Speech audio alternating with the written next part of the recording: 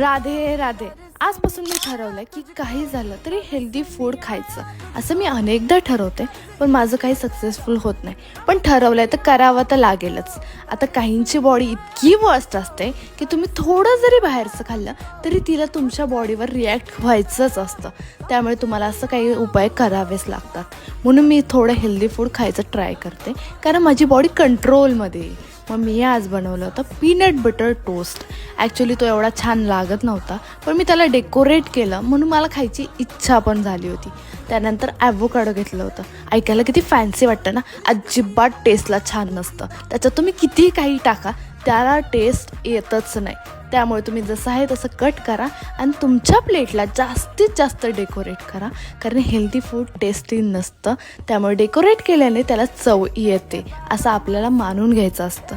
त्यानंतर stay hydrated कारण winter season चालू झालेला आहे.